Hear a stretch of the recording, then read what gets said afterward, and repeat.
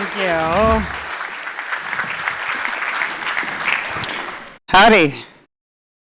Oh, wait, we'll go back one. Okay, there we go.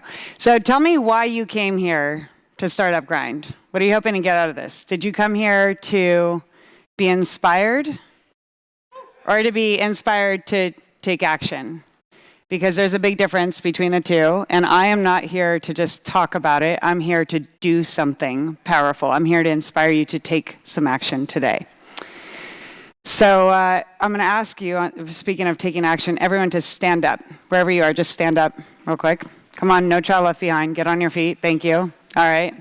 Now, if never in your life, if you've never done anything that has made you ashamed ever, sit down. Okay? Now, if never in your life, if you've never done anything criminal, sit down. But before you do, keep in mind that if you leave a party with one too many drinks in your system and get behind a wheel, that's something criminal. Trespassing on a property that's not yours, criminal. Holding the weed before you smoked it, in most states up until recently anyway, criminal. So go ahead and take a seat if you've never done anything criminal in your entire life. All right, the goody two-shoes sat down. There we go. Now think back to your childhood, those of you who are still standing. And I want you to think about if you've ever done anything violent in your life. Violent defined as pushing one of your siblings, pulling their hair, punching a boy in the park. If you've never in your life, even as a child, ever done anything violent, sit down. Look around, even up there. All those of you who are standing right now are what politicians would call violent criminals, if you had actually been convicted of your actions. And I can see right now that some of you are like, come on, you're rolling your eyes at me because maybe you just punched a boy in the park when you were 10 years old. What you might not realize is that a quarter of the people that I serve through Defy Ventures actually were incarcerated for the first time before the age of 10. And then they are written off as the rest of their lives. They are labeled as violent offenders, and they can't get a job again because of those labels that they're known by. Thank you. You can all have a seat now. You've done the hard work. What if you were only known for the worst thing you've ever done? Think about what that is and what the accompanying labels would be for you. Because I believe at Defy that we are all X somethings. What if you were permanently known for that thing? I'm going to tell you my story and how I ended up in this work. After graduating from Cal, I started working for a venture capital firm and then a private equity firm. And when I was 26 years old, working in New York City, I was invited on a prison visit out in Texas. And my first thought was, no thanks. Not really my cup of tea. Never thought I would end up doing this work with my life. But I ended up saying yes because the woman who asked me to go convinced me that many people who are incarcerated want nothing more than a second chance. I was 26 and blonde and naive as can be. And I went out there, and for the first time, I realized that so many incarcerated drug dealers and gang leaders who used to do those things have a lot in common with people at Startup Grind. Many drug dealers understand how to run a business. They have bylaws, they have margins that are better than some of the companies that you're running. They have marketing strategies, they have bookkeepers and accountants. They were not very good at their risk management strategies because they all got busted and ended up behind bars. But I asked myself the question, what would happen if these people were equipped to go legit with their skills? So I jumped ship from my fancy New York private equity job. I moved to Texas, and I started what is still going to this day. It's called Prison Entrepreneurship Program, or PEP, in Texas. And in 5 years under my leadership, we graduated 600 men from the Texas prison system and achieved results that defied the odds, including a recidivism rate of less than 5%. The days that I lived for were our graduations. And we would have our dads be in their caps and gowns. For half of them, it was their first time ever in a cap and gown graduating from anything. And just like we do at Defy, we had a family reunification program, and we would get their children and their families to come and witness the proudest moment of their loved one's life. And before it, I had negotiated with a warden to get me to allow the guys to decorate little teddy bear t-shirts that says "Daddy loves you" on the t-shirt. And then at one point in the graduation ceremony, our proud dads in their gowns would take the stage, armed with their teddy bears, And then we had 30 to 50 kids in the audience, and I would say, if you see your daddy up on stage right now, run up to him, because he has a good gift to give you. And these kids would run up, and they would jump into their dad's arms, and dad would tell them, I love you, and I will never leave you again. And I made sure that our programs were built for the post-release process as well, to make sure that those dads could make good on their word.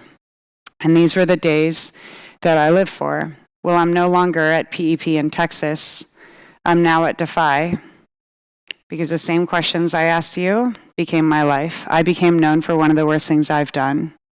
I was married when I was 22. At 31, I was divorced. My divorce came unexpectedly for me. And in the wake of my divorce, I made decisions that I deeply regret to this day.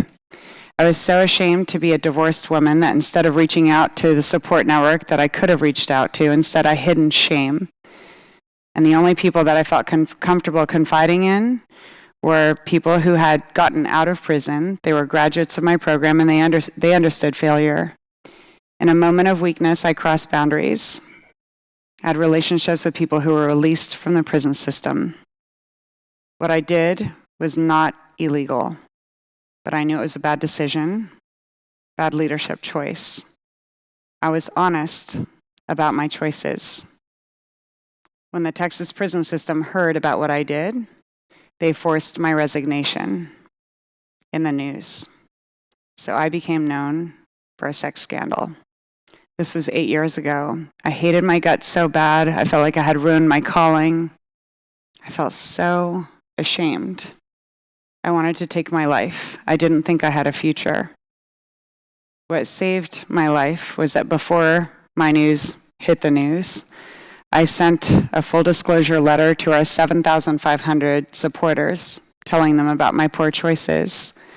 And people wrote back to me and they said, what are you doing next? You've always preached grace and second chances. We stand with you. And I didn't know what was next.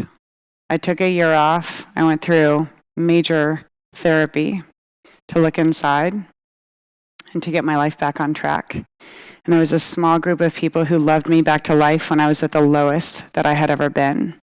And 7 years ago, I moved back to New York City, and I started Defy Ventures. And Defy is my 2.0. It's my second chance to give second chances.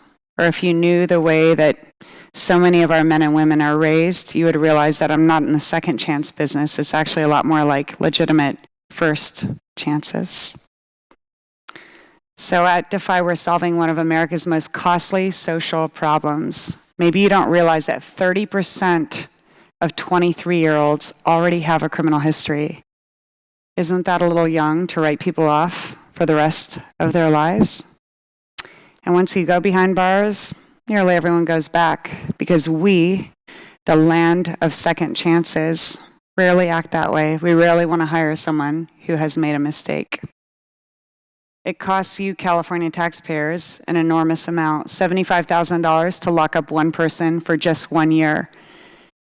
My people have done an average of 20 years. Our program at Defy costs $500 by contrast, and it's true rehabilitation. Most wardens would quickly tell you that their cells are filled with natural-born hustlers who are illegally selling everything from cigarettes to cell phones to stamps. And there's that saying, you can't take the hustle out of the hustler. So what if you transformed your hustle from illegal into legal hustle? And that's exactly what we do at Defy. We have a program called CEO of Your New Life, and it's holistic in nature. We teach entrepreneurship and employment readiness and character development, reentry preparation, family reunification. And we don't just serve men. We serve courageous women who are incarcerated. And we serve youth who are locked up in juvenile facilities across the country. Our engine at Defy is our 4,400 volunteers who come from all types of companies here in the Bay Area and all over. And today I'm hoping to add to our ranks of volunteers. That means you. I'm looking at all of you right now. And if you come to prison with me, you will serve as a coach or a mentor or a judge in one of our Shark Tank style pitch competitions where you'll hear some of the most innovative ideas. That's Brad Feld, the venture capitalist who's judging with us. We have been very spoiled to have some of the most amazing faculty and judges and volunteers in our ranks at Defy. These are some of our guys winning the Shark Tank pitch competition inside prison so that their businesses can be incubated on the outside. And when they finish this program, if you come, you will witness the proudest day of many of their lives because they earn a Baylor University MBA program certificate. They average only an 8th grade education level, so this is a big whoop. And they make them jump for joy when they finish it, especially because they do all of this in front of their family members who are so proud to have their dad back on track. So if you come, I promise you, every minute of your time will make a profound difference in someone's life.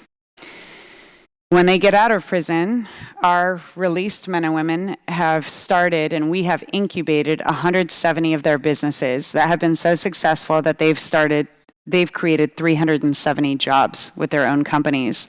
A couple examples of our portfolio companies. One is called Prison Bars. This guy, Seth, did 5 years in prison and started a company that makes criminally delicious granola bars. This company here, Project Trade Show, the founder and CEO is in our audience today. I can't see him right now. Where is he? He's out here. And Gregory Bond started it, and he makes trade show displays. So if your company needs a trade show display, he's right over there. See him, Gregory.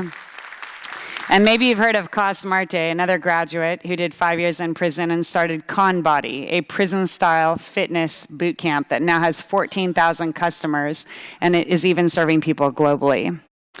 When our men and women are released from prison, we bring them on field trips all over the Bay Area, all over the country. Maybe we'd like to bring them to your company. We recently brought them to Facebook to meet with Sheryl Sandberg and to Google, and we bring them to venture capital firms.